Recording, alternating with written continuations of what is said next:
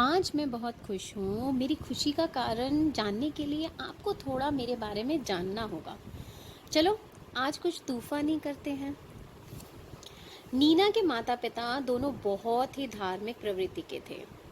उनको उनके माता-पिता माता रानी पर बहुत आस्था रखते थे।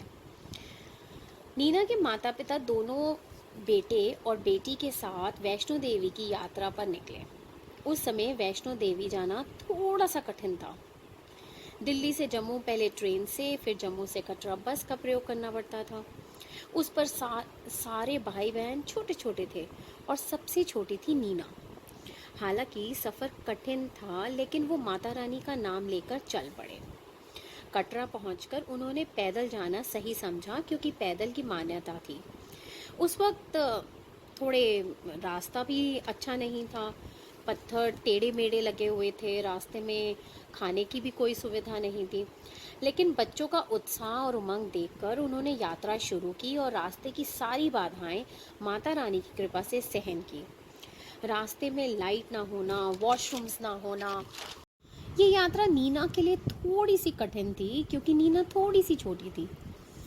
थोड़ी दूर चलकर नीना थक गई थी और मन ही मन माता रानी को पुकार रही थी।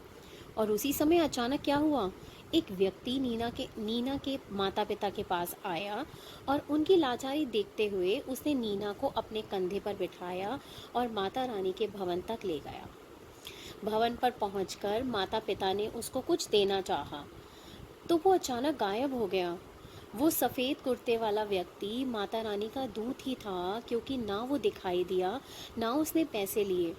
ये माता रानी का चमत्कार ही तो था, जो पूरे परिवार पर अपनी कृपा बरसा गया और पूरे परिवार की आस्था माँ वैष्णो देवी पर बढ़ गई।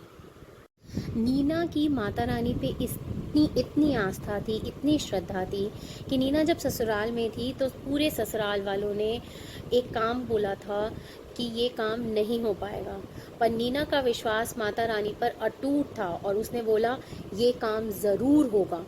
और माता रानी की कृपा से उस काम में नीना को और उनके पतिदेव को पूरी बरकत मिली।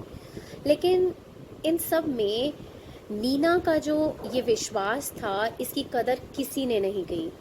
और आज भी वो काम तो फल फूल रहा है, लेकिन नीना की कदर करने वाला उस परिवार में कोई नहीं है।